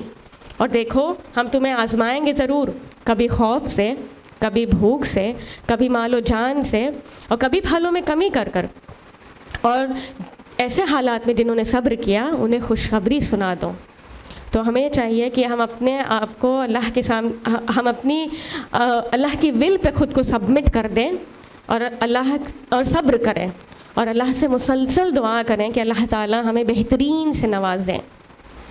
ربنا آتنا فی الدنیا حسنہ وفی الآخرۃ حسنہ وقنا عذاب النار. اور پھر ہم نوجوان کو یہ کہتے ہوئے بہت بار سنتے ہیں کہ میں ایک لبرل مسلم ہوں. کیا ایک مسلمان کبھی بھی لبرل ہو سکتا ہے؟ ایک مسلمان کبھی بھی لبرل نہیں ہو سکتا. خود کو لبرل مسلم کہنا ایک آکسیمورون ہے. جیسے کہ ایک موٹا سا پتلا سا آدمی, یہ کتنی ویگ بات ہے نا. ایک انسان ایک ساتھ موٹا اور پتلا کیسے ہو سکتا ہے؟ خود کو اللہ کی ول پر سبمٹ کرنا ہی ہمارا مسلمان ہونا جسٹیفائی کرتا ہے. ہم اتنے بڑے کلیمز کرتے تو ہیں کہ ہم فلاں فلسفے کے فالوور ہیں, کیا ہمیں ان فلسفیز کی حقیقت پتہ ہے؟ کیا ہم واقعی میں جانتے ہیں کہ یہ ایکچوئل میں ہے کیا؟ یوتھ جس فلسفی کا قائل ہے اس کی حقیقت کیا ہے, اس کو جاننے کی کوشش کرتے ہیں. تو لبرلزم کو کیسے ڈیفائن کیا جا سکتا ہے؟ According to Collins dictionary, liberalism is the فلسفی which advocates that people should have political and social freedom. یعنی کہ ایک انسان کے پاس سیاسی اور انفرادی آزادی ہونی چاہیے. یعنی کہ ایک شخص جو چاہے وہ کر سکتا ہے. لبرلزم کنیکٹڈ ہے انڈیویجولزم سے. Each individual is free to do whatever he likes. Imagine کریے کہ ہمارے جو شہر کی پولیس ڈپارٹمنٹ ہے اس نے ایک نوٹس ایشو کر دی کہ جتنے بھی موٹر بائکرز ہیں, رائڈرز ہیں, ڈرائیورز ہیں, وہ کسی بھی قانون کے تحت بندھے نہیں ہوئے ہیں. تو ہمیں کیا دیکھنے کو ملے گا کہ کوئی 60 کلومیٹر پر آور کی اسپیڈ سے ڈرائیو کرنا چاہ رہا ہے تو وہ آزاد ہے, وہ فری ہے, تو بھی ٹھیک ہے. کوئی اگر 200 کلومیٹر پر آور کی اسپیڈ سے چل رہا ہے تو بھی ٹھیک ہے. کوئی ٹریفک سگنل پہ رکنا چاہ رہا ہے تو ٹھیک ہے, کوئی نہیں بھی رکنا چاہ رہا ہے تو بھی ٹھیک ہے. تو اس سے کیا ہوگا؟ ہارمنی دکھے گی یا کیوس دکھے گا؟ ہمیں 2 سیکنڈ بھی نہیں لگیں گے یہ کہنے میں کہ اس سے ٹوٹل کیوس اور ڈسٹرکشن دکھائی دے گا. تو لبرلزم اس طرح کی آزادی کی بات کرتا ہے. اب لبرلزم شروع کب ہوا تھا؟ یہ شروع ہوا تھا 1400s 1500s کے بیچ میں, جب یورپ اپنے ڈارک ایج میں چل رہا تھا, جب کہ رچ مونارک کنگز اور جو چرچ تھے وہ پاور میں تھے. عام آدمی کو پرزیکیوٹ کیا جا رہا تھا, ٹارچر کیا جا رہا تھا, سپریس کیا جا رہا تھا. اور اگر اس دور میں کوئی بھی فلسفی یا سائنس کے بارے میں بات کرتا تھا یا چرچ کے اگینسٹ بات کرتا تھا تو اس کو ایگزیکیوٹ کر دیا جاتا تھا, مار دیا جاتا تھا. تو عام آدمی تھا جو تھا یورپ کا غریب تھا, لارڈ تھا, فارمر تھا, وہ ان چیزوں سے کوپ نہیں کر پا رہا تھا اور پھر ریوولٹ کیا اس نے. اور یورپ میں بلڈیسٹ ریولیوشن دیکھا گیا, جس کا ایک ایپیسوڈ فرینچ ریولیوشن بھی ہے, اور اس کے بارے میں ہم نے اپنے اسکول میں ضرور پڑھا ہے. اور پھر جب ایک دم سے یہ ٹاپ ٹیئر کے جو 1% لوگ تھے ان کو مارا جانے لگا, ماس کلنگ ہونے لگی, تو ایک ویکیوم کریٹ ہو گیا تھا.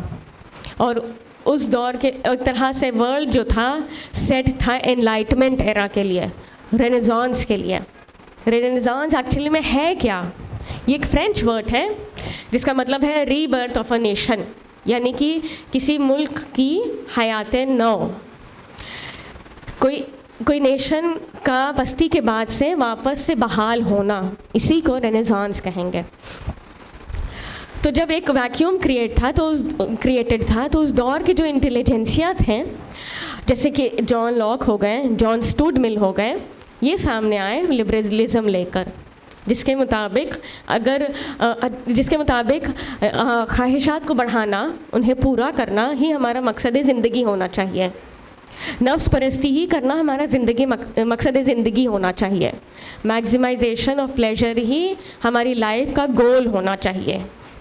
اور جب یہ ساری باتیں ہونے لگیں تو جو لوگ ابھی تک روحانیت پہ یقین کرتے تھے اب وہ مادہ پرست ہو گئے تھے, اور ایک طرح سے آئیڈیالوجیکل شفٹ دیکھا گیا تھا. یعنی کہ جو لوگ ابھی تک گاڈ کے بارے میں بات کرتے تھے, روح کے بارے میں بات کرتے تھے اور آخرت کے بارے میں بات کرتے تھے, اب وہ کس چیز کے بارے میں بات کر رہے تھے؟ گاڈ کے بجائے یونیورس اور مدر نیچر کے بارے میں بات کر رہے تھے. روح کے بجائے وہ جسم اور میڈیکل سائنسز کے ٹوورڈز فوکسڈ تھے. اور آخرت کے بجائے اس دنیا کے لیے کنسرنڈ تھے. اور ان انفلوئنسرز کو, ان انٹیلیجنسیا کو جب یہ لگا کہ جب ہم اپنے ریلیجن سے دور ہوئے تو ہم پروگریس کرنا سٹارٹ کیے, تو اسی لیے یہ چاہتے تھے کہ اپنی اس فلسفی کے بارے میں ہم دنیا کو بتائیں. اور ان لوگوں نے کالونائز کرنا سٹارٹ کر دیا, یہ دنیا میں پھیلنے لگے اور لوگوں کو برین واشنگ کرنے لگے. لوگوں کو برین واشنگ اس طرح سے کرتے تھے کہ ہم آپ کو لبریٹ کرنے آئے ہیں, آزاد کرنے آئے ہیں. اور ان لوگوں نے ریئلائز کیا کہ اگر ہمیں پاورفل ہونا ہے تو ہمیں کنٹرول چاہیے ہوگا ملٹری پہ, فائنانس پہ اور ایجوکیشن سسٹم پہ. اسی لیے انہوں نے ایجوکیشن کو ایک ٹول یوز کیا ٹو اسپریڈ لبرلزم. اور اب فوکس شفٹ ہو چکا تھا ریویلڈ نالج کے بجائے امپیریکل نالج کی طرف. اسی کا نتیجہ ہے کہ آج ہمارا اگر بچہ میتھمیٹکس, سائنس یا انگلش ایسے فارمل سبجیکٹس میں فیل ہوتا ہے تو ہمارے لیے کتنی بڑی بات ہو جاتی ہے نا. وہیں پہ اگر ہمارا بچہ 18 سال کا ہو جائے, 24 سال کا ہو جائے اور اس کے دین کے بیسکس بھی نہ پتہ ہو تو یہ ہمارے لیے ورثم نہیں ہوتا ہے. اب جب لبرلزم اسپریڈ ہونا شروع ہوا تھا اور جو ابھی تک جو دنیا تھی, جو ورلڈ تھا, وہ کنگس کی ٹیریٹری کے فارم میں تھا, تو سوسائٹی میں فیملی سینٹرک سسٹم دکھائی دیتا تھا, جس کے مطابق ایک فیملی کا ایک چھوٹا سا بزنس ہوتا تھا.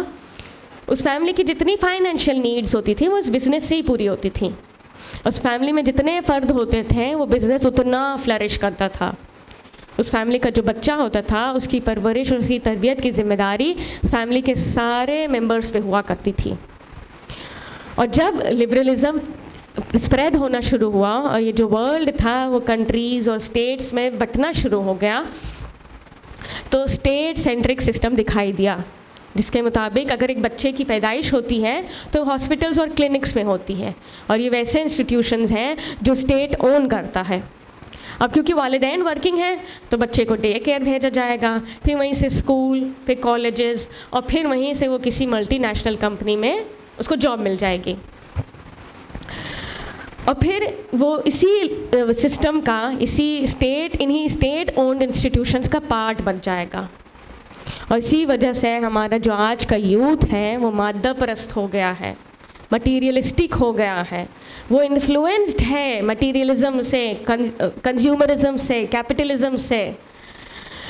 اسی وجہ سے اس کے اندر مال کی محبت بڑھتی جا رہی ہے. ہم اپنے بچوں کو ایجوکیشن اس لیے نہیں دینا چاہتے کہ ہم ان کو انٹلیکچوئل بنانا چاہتے ہیں, ان کا ورلڈ ویو چینج کرنا چاہتے ہیں, بلکہ ہم اپنے بچوں کو ایجوکیشن سے اس لیے دینا چاہتے ہیں تاکہ انہیں ایک اچھے انسٹیٹیوشن میں جاب ملے, وہ ایک اچھے انسٹیٹیوشن میں ایڈمیشن ملے, وہ ایک اچھی جاب سیکیور کرے, اور پھر ان کا پیکج بہت اچھا ہو اور وہ ایک لگژوریس لائف لیڈ کریں. اللہ تعالیٰ فرماتے ہیں سورہ تکاثر, سورہ نمبر 102 آیت نمبر 1 اور 2 میں, الہاکم التکاثر حتی زرتم المقابر. ایک دوسرے سے اس دنیا کا عیش حاصل کرنے کی حوث میں تمہیں غفلت میں ڈال رکھا ہے, یہاں تک کہ تم اپنے قبروں تک پہنچ جاتے ہو. اسی سے ریلیٹڈ ایک حدیث بھی ہے, حدیث ہے صحیح بخاری کی, حدیث نمبر 6438. نبی کریم صلی اللہ علیہ وسلم فرماتے ہیں کہ اگر ابن آدم کو ایک وادی بھی سونے کی دے دی جائے تو وہ دوسرے کی طلب کرے گا, اور کچھ بھی اس کا پیٹ نہیں بھر سکتا سوائے قبر کی مٹی کے. تو لبرلزم ہمیں یہی سکھاتا ہے کہ ہم مادہ پرست بنیں, ہم خود غرض بنیں, ہم خواہشات کی پیروی کریں, خواہشات کو اپنا الہ بنائیں. کیا ایک مسلمان میں ان میں سے کوئی بھی ایٹریبیوٹس ہو سکتی ہیں؟ بالکل بھی نہیں. اسی لیے ایک مسلمان کبھی بھی لبرل نہیں ہو سکتا. ہمارے لیے بس اتنا کافی نہیں ہونا چاہیے کہ ہماری پیدائش ایک مسلم فیملی میں ہوئی ہے, بلکہ we should live and die as a Muslim. ہمارے بلیوز, ہماری ویلیوز, ہمارا وے آف لائف, ہمارا مسلم ہونا ٹیسٹیفائی کرنا چاہیے. اور جب ہم نے دیکھا کہ فیملی کا جو ماڈل تھا پورا چینج ہو گیا تھا, لوگ اب چھوٹی فیملی پریفر کر رہے تھے, چھوٹی فیملی پسند کر رہے تھے, اور فیملی کو, کریئر کو فیملی سے اوپر رکھ رہے تھے, تو اور ایک طرف انڈسٹریلزم بھی عروج پر تھا, تو اب عورتیں بھی گھروں سے باہر نکلنے لگی تھیں کام کرنے کے لیے. اور and there were several views of feminism. According to Collins Dictionary, feminism is a doctrine advocating social, political and other rights of women equal to those of men. यानी कि फेमिनिज़म एक ऐसी तहरीक है जो औरतों को मर्दों के बराबर रखने की बात करती है, जो बात करती है औरतों की वेलफेयर के बारे में, उनकी आज़ादी के बारे में, उनके हुकूक़ के बारे में. और ये हुकूक़ कैसे के? ये हुकूक़ हैं right to education, right to vote, right to inheritance,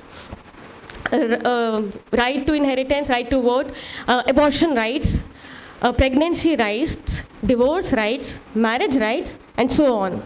जहाँ पे एक तरफ जो यूरोप की एलीट औरतें थीं वो औरतों के अगेंस्ट हो रहे इल ट्रीटमेंट से तंग आकर फेमिनिज़म के बारे में बात शुरू करी थी, वहीं पे दूसरी तरफ जो उस दौर का इन्फ्लुएंसर्स थे उन्होंने लिबरलिज़म को सपोर्ट किया, क्योंकि उनका मानना था कि जब औरतें घरों से बाहर निकलेंगी तो क्योंकि इंडस्ट्रियलिज़म उरूज पे है तो हमें लेबर फोर्सेस मिलेंगी, और क्योंकि औरतें जब वर्किंग होंगी तो टैक्स पेयर भी होंगी, तो दोनों ही सूरतों से स्टेट का ही फ़ायदा है. तो यहाँ से शुरुआत हुई थी औरतों को एक्सप्लॉइट करने से. अब एक मुसलमान लड़की अगर ख़ुद को लिबरलिज़म, ख़ुद को फेमिनिस्ट बोलती है तो क्या ये जायज़ है? when Islam already champions in giving women their rights. अब जब इंडिविजुअलिस्टिक लाइफस्टाइल लोग अपना चुके थे बिल्कुल से और सभी काम करने बाहर घर से बाहर निकलने लगे थे, तो औलाद की तरबियत का क्या? कहा जाता है it takes a village to raise a child. तो वो विलेज है कहाँ? बच्चों के वालिदैन तक उसके साथ नहीं हैं. बच्चे के वालिदैन का बच्चे की तरबियत में कितना अहम रोल है हम सभी जानते हैं. यहाँ तक कि बच्चे की माँ भी उसके साथ नहीं है. इसी वजह से हम देखते हैं कि नौजवान के अंदर तहज़ीब की, वैल्यूज़ की, मॉरल्स की कोई अहमियत नहीं है. अल्लाह ताला ने तो हमारे अंदर एक मॉरल कैलकुलेटर फ़िट किया है, हमें रूह दी है जिसको इल्म है सही और गलत का, हमें एक सेंस ऑफ डिसेंसी दिया है जिसको हम इस्लामिक टर्म फ़ितरा कहेंगे, जिसका इस्लामिक टर्म फ़ितरा है. और इसी वजह से हमारे अंदर एक सेंस ऑफ डिसेंसी है. इसी वजह से हमें अदल व इंसाफ पसंद है और हमें मसले हैं नाइंसाफ़ी से. और अल्लाह ताला कुछ क्वालिटीज़ हमें हमारे अंदर रखने के लिए बोलता है, इनकलकेट करने के लिए बोलता है, जो हमें फ़ितरत पे वापस लेकर जाती है. तो वो क्वालिटीज़ हैं क्या? पहली तो है शुक्रगुजारी यानी ग्रैटिट्यूड. और gratitude comes when we are decent. जब हमने ये जाना कि अल्लाह हमारा रब है और हमने ख़ुद को उसका अब्द तस्लीम किया तो हमें अल्लाह का शुक्र अदा करना होगा. जब हमने ये जाना कि अल्लाह ताला मुनइम है, खालिक है, मालिक है, तो हमें उसका शुक्र अदा करना होगा. और जब हम ये जान लें कि अल्लाह ताला हमारा प्रोवाइडर है, नरिशर है, चेरिशर है, तो हमें उसका शुक्र अदा करना चाहिए, क्योंकि जब हम शुक्र अदा करते हैं तो उससे हमारा ही फ़ायदा है. अल्लाह ताला फरमाते हैं सूरह इब्राहीम सूरह नंबर 14 आयत नंबर 7 में, लाइन शकर तुम लअज़ीदन्नकुम लाइन कफ़र तुम इन्ना अज़ाबी लशदीद. और अगर तुमने शुक्र अदा किया तो मैं तुम्हें और ज़्यादा दूंगा, अगर तुमने नाशुक्री की तो मेरा यकीन जानो मेरा अज़ाब बहुत सख्त है. और जब हम ग्रैटिट्यूड तभी एक्सप्रेस कर पाएंगे जब हम गौर व फ़िक्र करेंगे. इसी के नतीजे में हम पेशेंस भी डेवलप कर सकते हैं. हम हर सिचुएशन में तहम्मुल से पेश आ सकेंगे. हम अल्लाह की तरफ से आई हुई आजमाइशों पर सब्र कर सकेंगे. अब जो हमारा नौजवान है उसको लगता है कि बहता हुआ पानी बेहतर है रुके हुए पानी से. इसी वजह से वो जैसे एडवांसमेंट इन टेक्नोलॉजी देख रहा है, वर्ल्ड में ग्रोथ देख रहा है, और एक तरह से वो इस रेस में जो एक रैट रेस चल रही है इस दुनिया में, उस रेस में शामिल होना चाहता है. यकीनन बहता हुआ पानी रुके हुए पानी से बेहतर है, लेकिन ये बहता हुआ पानी भी एक दिन जाकर समंदर में मिल जाता है और ठहर जाता है.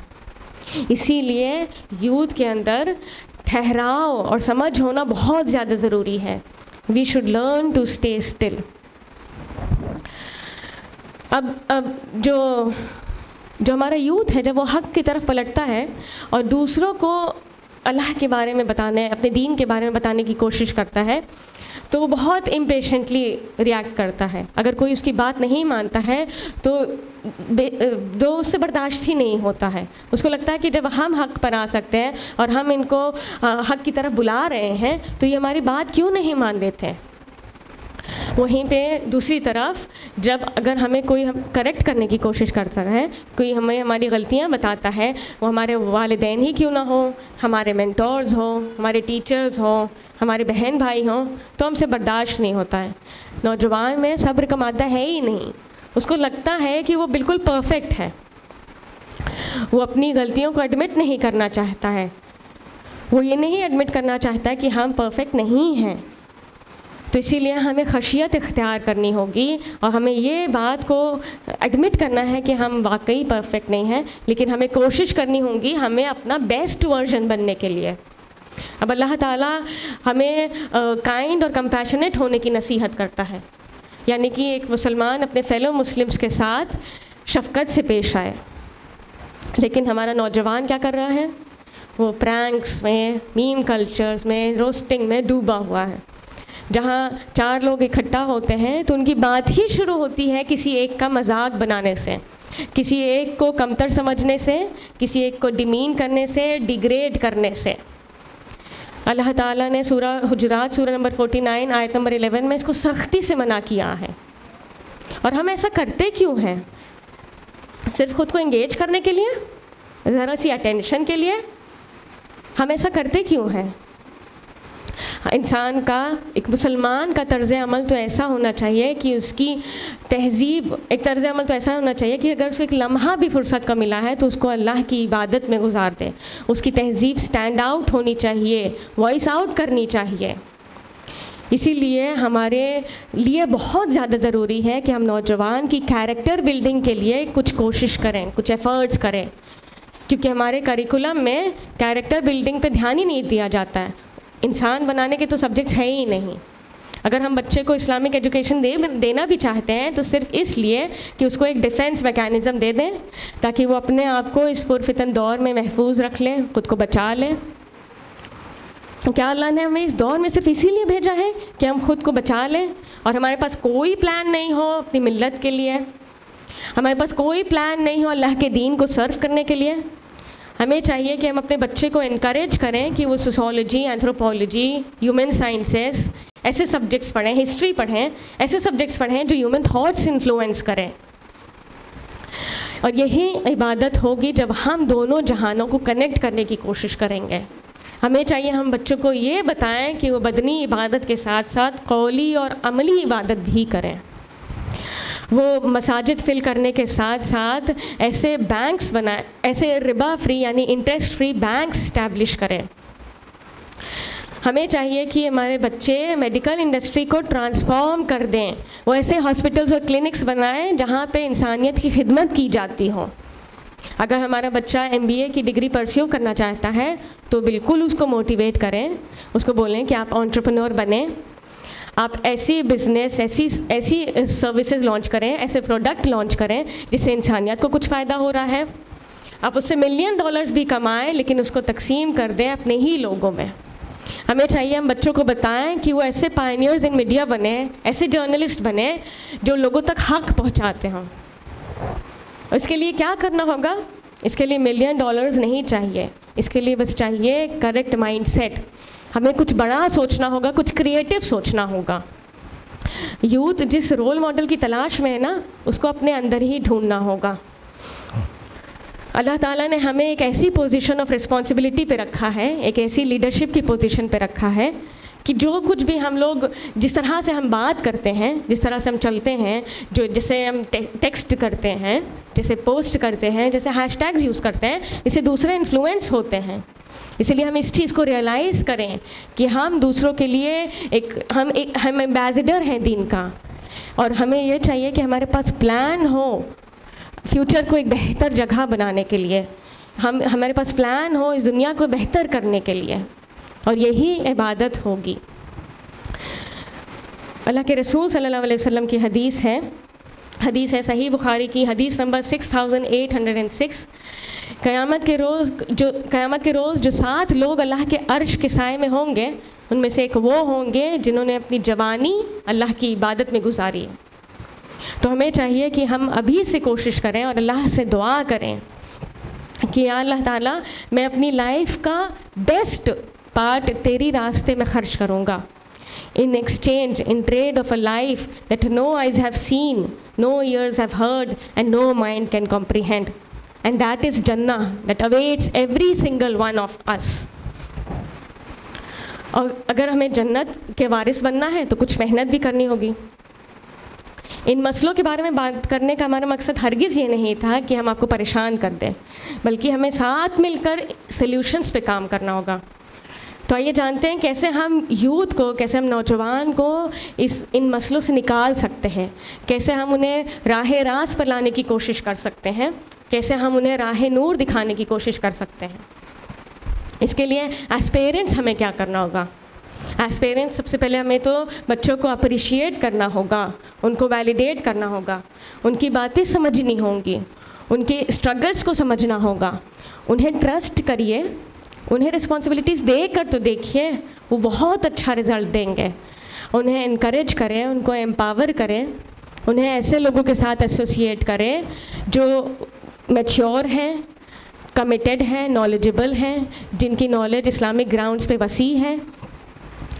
تو ہمیں چاہیے کہ ہم بچوں کو ایسا محسوس کرائیں کہ ہم ان کے لیے موجود ہیں، انہیں اٹینشن دیں اور ان کے اسٹرگلز میں خود کو، ان کی اسٹرگلز کو خود کا، اپنے آپ کو ان کی اسٹرگلز کا ایک پارٹ بنا دیں۔ may Allah ease this tedious task for us۔ اب ایز یوتھ ہمیں کیا کرنا ہوگا؟ ایز یوتھ سب سے پہلے تو ہمیں یہ کرنا ہوگا کہ ہمیں اپنا مائنڈ سیٹ چینج کرنا ہے، ہمیں اپنی ہمیں اپنے ورلڈ ویو چینج کرنا ہے۔ ہمیں چاہیے کہ ہم اپنے دین کے بارے میں جانیں۔ سب سے پہلے ہمیں چاہیے کہ ہم اپنے مسائل کے بارے میں ایسے لوگوں سے ڈسکس کریں جن کو ہم بہت ٹرسٹ کرتے ہوں، ایسے مینٹورز ہوں ہماری لائف میں جن کی نالج اسلامک گراؤنڈز پہ بہت وسیع ہو، بہت واسٹ ہو۔ ہمیں چاہیے کہ ہم ٹرینڈ سیٹرز بنیں، نہ کہ ٹرینڈ فالوورز بنیں۔ اور اس کے ساتھ ساتھ ہمیں کیا کرنا ہوگا؟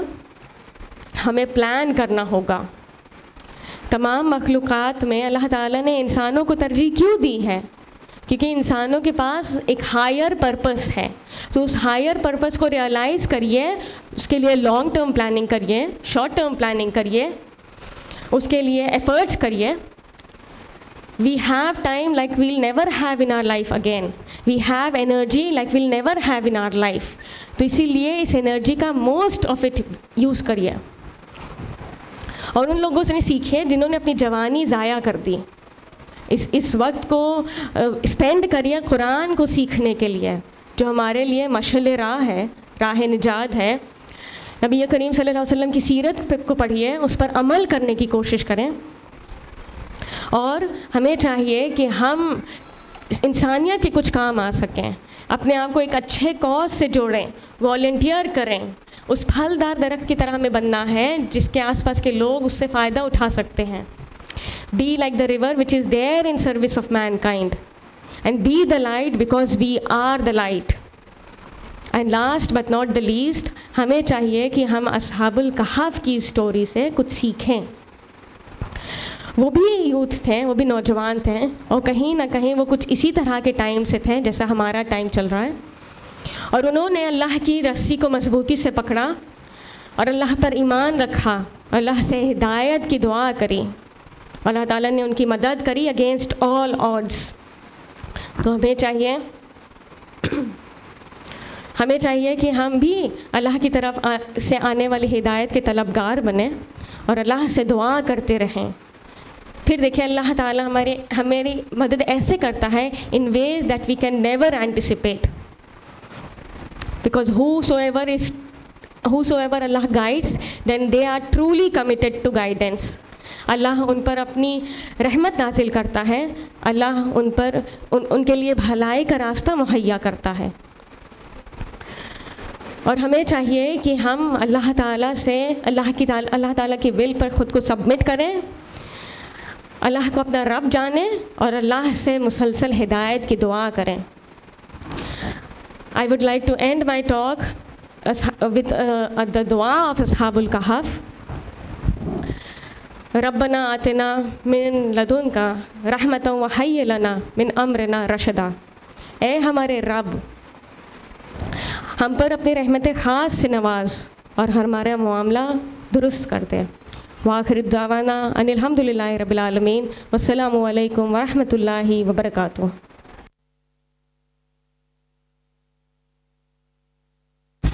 جزاک اللہ خیراً کثیراً کثیرا سسٹر. حقیقتاً آپ نے جو پوائنٹس بتائیں نہ صرف ہمارے پیرنٹس کو بلکہ ہمارے یوتھ جنریشن کو بھی، کہ اگر اس کو فالو اپ کیا جائے تو ہم ایک بہت بڑی کشمکش سے باہر آ سکتے ہیں. اور میں اللہ سبحانہ تعالیٰ سے دعا کرتی ہوں کہ وہ ہم سب کو اتنی توفیق دے، وہ ثابت قدمی دے کہ ہم اس دور فتن میں بھی اپنے ایمان کی مکمل حفاظت کر سکیں. آمین. اور ساتھ ہی میں اللہ سبحانہ تعالیٰ کی بہت احسان مند ہوں کہ ان کے فضل و کرم سے آج یہ سمپوزیم اپنے اختتام تک پہنچا.